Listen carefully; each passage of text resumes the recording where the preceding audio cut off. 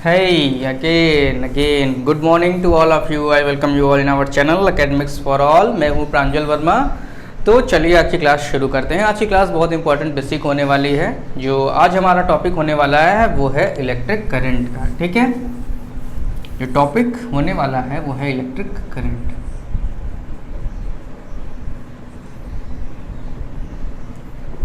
ठीक है, shock, electric current का जो बेसिक कॉन्सेप्ट है वो कहीं ना कहीं मैंने आपके माइंड में डाल दिया है। चलिए एक बार फिर से उसको हम रिकॉल करते हैं। ठीक है, आपको याद होगा मैंने आपसे क्या कहा था कि कंडक्टर है, कंडक्टर के अंदर केटायंस जो एटम होते हैं वो पड़े होते हैं, वो मूव नहीं करते, लेकिन इनके जो फ्री इलेक्ट्रॉन्स हैं वो 10 टू द पावर 3 से 10 टू द पावर 4 मीटर पर सेकंड की स्पीड से क्या करते हैं, कोलिजन करते हैं, रैंडम मोशन करते हैं। क्या करते हैं, कोलिजन करते हैं और रैंडम मोशन करते हैं। ठीक है, ये सारी चीज़ें समझ में आ रही हैं आप लोगों को, कोलिजन, रैंडम मोशन एटसेट्रा, ये सारे टर्म समझ में आ गए। ठीक है, उनकी एनर्जी का जो सोर्स क्या होता है, उनकी एनर्जी का जो सोर्स होता है वो होता है थर्मल एनर्जी। इस स्पीड को जो हमने नाम दिया था वो था थर्मल वेलोसिटी। थर्मल एनर्जी की वजह से जो स्पीड होगी उसे हम थर्मल वेलोसिटी कहते हैं। ये सारे टर्म्स जो हैं समझ में आपको आ गए थे। ये क्या है कि बिफोर कनेक्शन मतलब हमने वायर को या किसी कंडक्टर को किसी बैटरी से कनेक्ट नहीं किया है। यहाँ पे अब चीज़ हमने आपको बताया था कि यहाँ पे नो एनी नेट डिस्प्लेसमेंट होता है इलेक्ट्रॉन्स का। इतनी तेज़ी से भागने के बावजूद इलेक्ट्रॉन का कोई नेट डिस्प्लेसमेंट नहीं होता। तो हमने यहाँ क्या लिखा, नो एनी नेट डिस्प्लेसमेंट। ठीक है, मतलब वो उनके पास जो डिस्प्लेसमेंट है वो ज़ीरो है। डिस्प्लेसमेंट जीरो का मतलब समझते हैं आप लोग, अगर इलेक्ट्रॉन यहीं है तो 1 घंटे बाद भी वो यहीं रहेगा, 1 साल बाद भी वो यहीं रहेगा। ठीक है, तो आपके घरों में जो ग्रिल्स लगी हुई है ना, उसके अंदर के जो इलेक्ट्रॉन्स है वो कई सालों के बाद भी अपनी जगह से हिल नहीं पाते, भले ही उनकी जो स्पीड है 10 टू द पावर 3 से 10 टू द पावर 4 मीटर पर सेकेंड रही हो।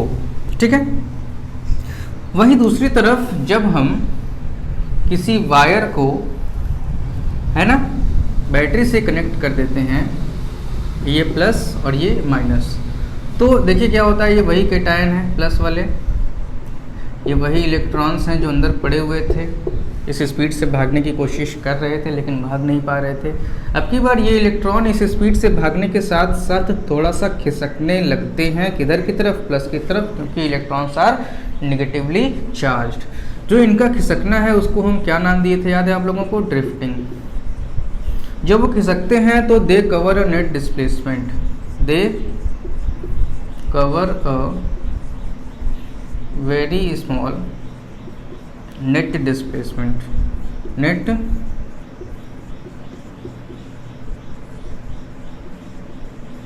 मेरे प्यारे बच्चों, यहाँ पे बिफोर कनेक्शन कोई नेट डिस्प्लेसमेंट नहीं था और जैसे ही हमने कनेक्शन कर दिया तो they cover a very small net displacement. ठीक है, बहुत ही छोटा डिस्प्लेसमेंट वो कवर करते हैं। यहाँ पे जो ड्रिफ्टिंग की वेलोसिटी होती है 10 टू द पावर -2 से 10 टू द पावर -5 मीटर पर सेकेंड होती है। ठीक है, आप देख रहे हैं इतनी कम वेलोसिटी से अगर कुछ डिस्प्लेस करेगा तो टाइम की वैल्यू कितना ज़्यादा होगी।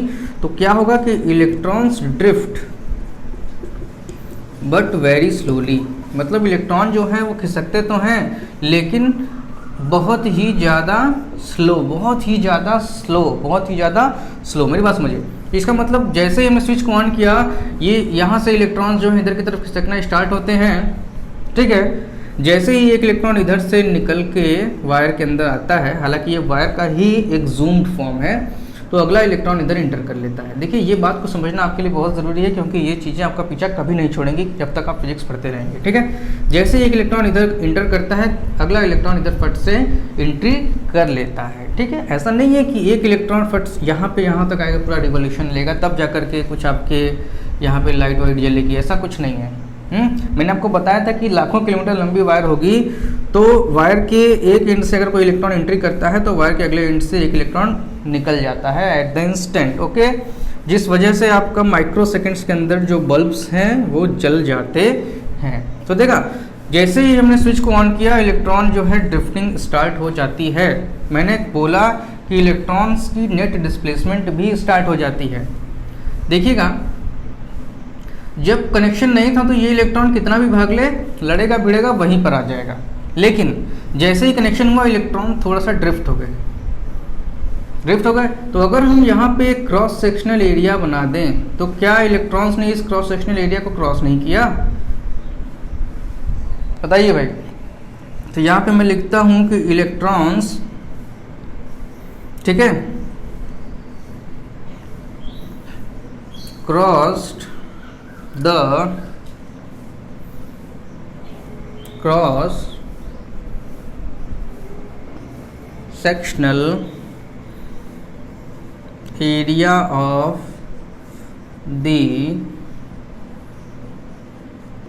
कंडक्टर। कैसे हो गया भाई? क्योंकि इनके पास नेट डिस्प्लेसमेंट आ गया, और जैसे ही नेट डिस्प्लेसमेंट आया they starts crossing the cross sectional areas of the conductor. Okay, देखिएगा अगर यहाँ पे हम जो पावर का सोर्स लगाए हुए हैं, बैटरी अगर कम वोल्टेज की है तो क्या होगा, इसके पास, इस बैटरी के पास इलेक्ट्रॉन्स को खींचने की जो ताकत है वो कम रही होगी, इस वजह से कम इलेक्ट्रॉन क्रॉस करेंगे। बैटरी की पावर बढ़ाते जाएंगे तो नंबर ऑफ इलेक्ट्रॉन क्रॉस करना बढ़ता चला जाएगा। 12 वोल्ट की बैटरी लगा देंगे तो क्या है कि और ज़्यादा इलेक्ट्रॉन क्रॉस करेंगे। 24 वोल्ट की बैटरी लगाएंगे तो और ज़्यादा इलेक्ट्रॉन्स क्रॉस करने लगेंगे। और आपको मालूम है जैसे जैसे वोल्टेज बढ़ाते हैं वैसे वैसे करंट की वैल्यू जो है सर्किट में बढ़ती जाती है। इसका मतलब करंट जो है, ये देखिए कॉमन सेंस की बात है ना। फिर से मैं कहता हूँ, मैं कह रहा हूँ कि जैसे ही हमने एक वोल्टेज का सोर्स लगाया इलेक्ट्रॉन्स ने किसी क्रॉस सेक्शनल एरिया को क्रॉस करना स्टार्ट कर दिया। ठीक है, अब देखिए वोल्टेज बढ़ाते जाते हैं तो करंट बढ़ता जाता है कि नहीं बढ़ता जाता? कॉमन सेंस क्या कहता है? घर में वोल्टेज अगर ज़्यादा आ जाता है तो बल्ब फ्यूज हो जाते हैं करंट बढ़ जाने की वजह से।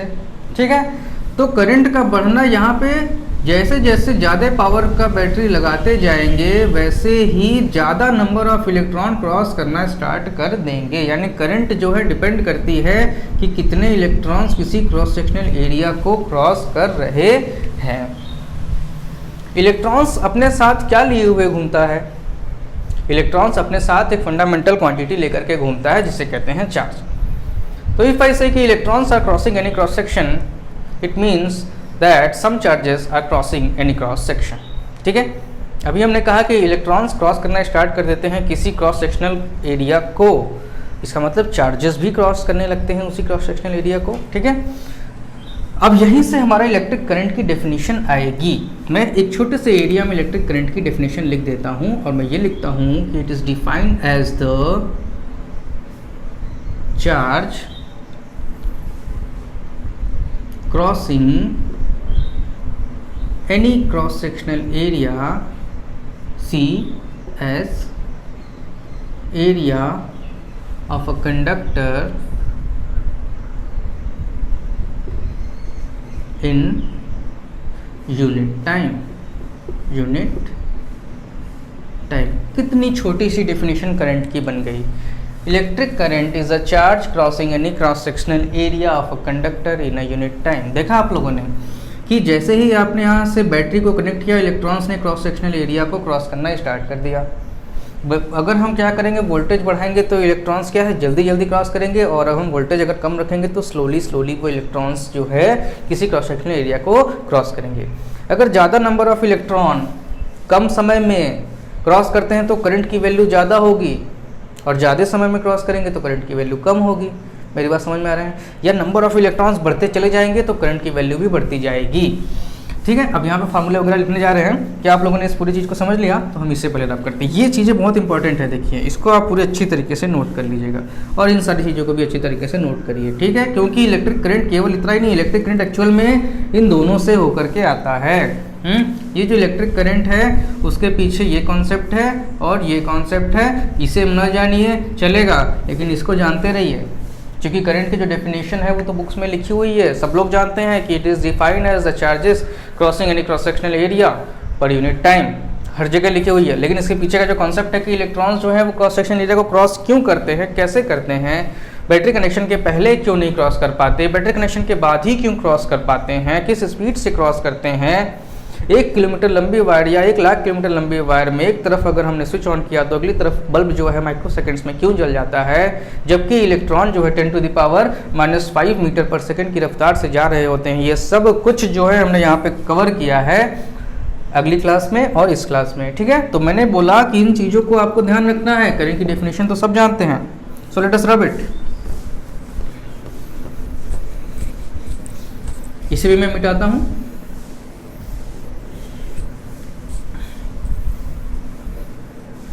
चलिए, तो करंट की डेफिनेशन क्लियर हो गई। It is the charge crossing any cross sectional area per unit of time. Current को मेरे प्यारे बच्चों शो करते हैं कैपिटल आई से, ठीक है। Crossing charge per unit time ऐसे डिफाइन हो गया। चार्ज को हम कैसे करते हैं, Q in unit time that is T। तो करंट का फॉर्मूला क्या बना, I is equal to q by t. Charge flowing per unit time, charge flowing या charge flow per unit time, per unit time divided by time का मतलब होता है पर यूनिट टाइम, ठीक है। अब देखिएगा I इज इक्वल टू क्या हो गया, क्यू बाई टी। हमारे पास ये फॉर्मूला हो गया। By the quantization of charge,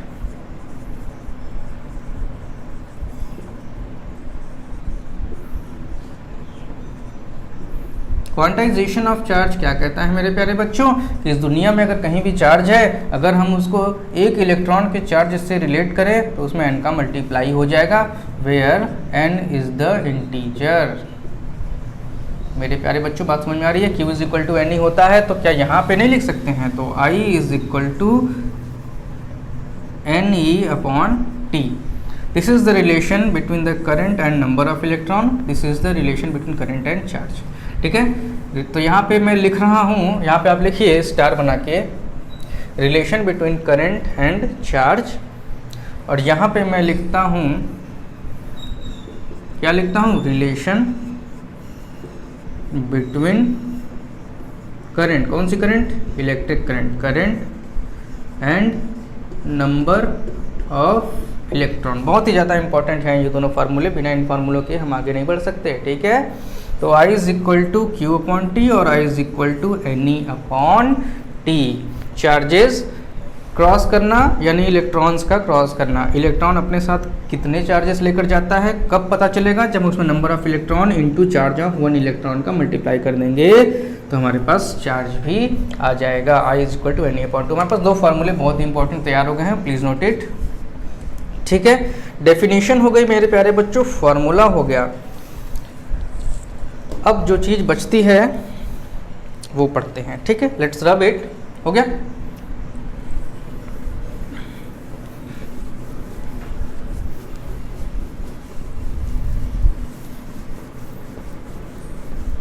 notes ज़रूर बनाते जाइएगा, ठीक है।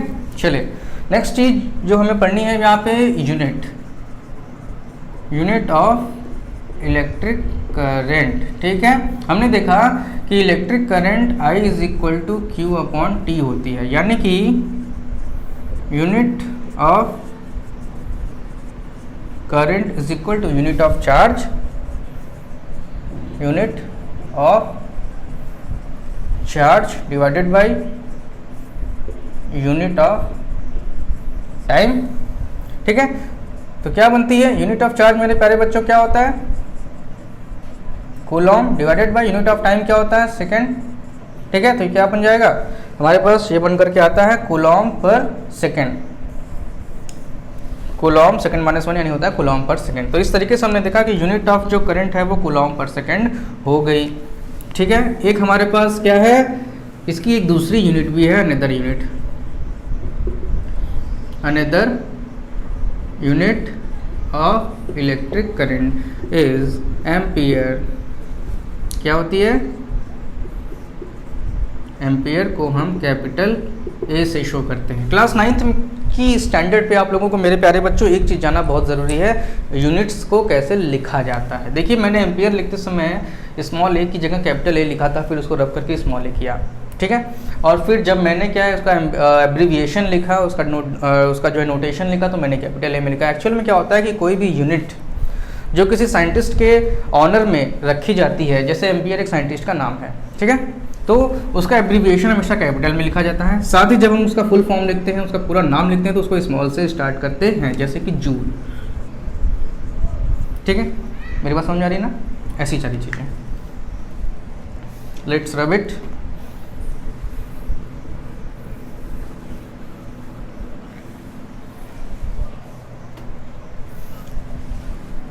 एम्पियर, अब देखिए relation between ampere and this, मतलब आपको अच्छी तरीके से पता हो जाएगा कि 1 ampere is equal to 1 coulomb per second, या 1 कूलॉम पर 1 सेकेंड, या 1 ampere is equal to coulomb per second कह लीजिए। तो हमारे पास एम्पियर और कूलॉम पर सेकेंड में रिलेशन आ गया, ampere is equal to coulomb per second. अब हमारे पास क्या होगा कि डेफिनेशन ऑफ एम्पियर बनेगी। क्या बनेगी? Definition of ampere. Definition of ampere हमने देखा, if charge is equal to 1 coulomb, time is equal to 1 second, तो हमारे पास क्या हो जाएगा, अगर कूलॉम की जगह 1 कूलॉम और सेकेंड की जगह 1 सेकेंड रख दें तो ये हो जाएगा 1 divided by 1 is equal to 1 ampere. ठीक है, इसका मतलब 1 ampere is equal to 1 coulomb plus divided by 1 second. यहीं से हम डिफिनीशन बनाएंगे और लिखेंगे कि if 1 coulomb of charge, if 1 coulomb of charge is crossing any cross sectional area, any cross sectional area of a conductor in 1 second, इसके बाद लिखेंगे then the current flowing into the conductor will be 1 ampere। क्या आप लोगों को बात समझ में आ रही है भाई? हमने formula I is equal to q by t लाया, क्योंकि charge flowing per unit of time, charge flowing per unit time, I is equal to q by t. ठीक है, यूनिट ऑफ करंट निकालने के लिए unit of charge divided by unit of time करना पड़ेगा। Coulomb per second यहाँ तक clear होगा। फिर मैंने कहा कि एम्पियर के सम्मान में इसका जो करंट की अनदर डेफिनेशन, अनदर यूनिट बनती है वो एम्पियर होती है। इसका मतलब ampere is equal to coulomb per second हो गया। फिर हमने डेफिनेशन को बनाने के लिए इसको 1 किया और इसको 1 किया, दोनों कट के 1 आ गए। इसका मतलब अगर 1 कूलॉम 1 सेकंड में फ्लो होगा तो करंट जो होगा वो 1 एम्पियर होगा। यही हमने इंग्लिश में, मतलब यही हमने स्टेटमेंट बना करके बोल दिया, कहा कि 1 coulomb of charge is crossing any cross sectional area of a conductor in 1 second and the current flowing into the conductor will be 1 ampere. मेरी बात समझ में आ रही है आप लोगों को? तो यहाँ पे हमने डेफिनेशन भी एम्पियर का कवर कर लिया। ठीक है,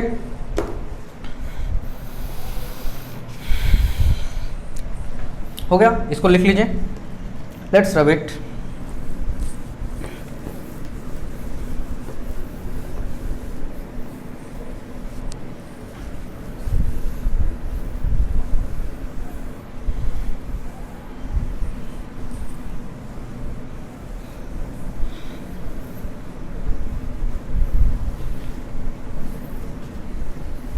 अब देखिएगा, इलेक्ट्रिक करंट जो है वो एक स्केलर क्वांटिटी है। Electric current is scalar quantity, क्योंकि मेरे प्यारे बच्चों, वायर चाहे वर्टिकल हो, वायर चाहे हॉरिजॉन्टल हो, चाहे वो इंक्लाइंड हो, चाहे वो टेढ़ा मेढ़ा हो, करंट की वैल्यू जो है इसमें जो करंट फ्लो हो रही है वो वही करंट फ्लो होगी और ये डायरेक्शन पे डिपेंड नहीं करती है। तो इसके बाद जो हमारा नेक्स्ट टॉपिक है, या फिर एक छोटी सी लाइन है कि जो किसी सर्किट में, सर्किट एक नया टर्म आ गया ना, सर्किट क्या है हम आगे सीखेंगे। किसी सर्किट में करंट की वैल्यू को चेक करने के लिए हम एमीटर का इस्तेमाल करते हैं। एमीटर के बारे में जो डिटेल में जानकारी है वो हम लोग आगे जैसे जैसे कॉन्सेप्ट्स क्लियर होते जाएंगे वैसे वैसे हम पढ़ते जाएंगे। ठीक है, तो आज हम लोगों ने इलेक्ट्रिक करंट को पूरी तरीके से क्लियर कर लिया। हमने उसके 2 फार्मूले पढ़े, I is equal to q by t and I is equal to n e upon t. हमने करंट का यूनिट को जाना, हमने एम्पियर की डेफिनेशन को जाना, हमने एम्पियर की डेफिनेशन को एक्चुअल में बनाया, हमने करंट की डेफिनेशन को भी बनाया, करंट कैसे और क्यों फ्लो होती है हमने ये सब कुछ जाना। तो आज इलेक्ट्रिक करंट का कॉन्सेप्ट पूरी तरीके से खत्म होता हुआ आगे बढ़ रहा है। नेक्स्ट की क्लास में हम लोग इलेक्ट्रिक करंट की कुछ न्यूमेरिकल्स को लगाएंगे, ठीक है, और आगे कंटिन्यू करेंगे. So that's it for today. Like and subscribe my channels and share to other students. So that's it for today. Thank you and have a good day.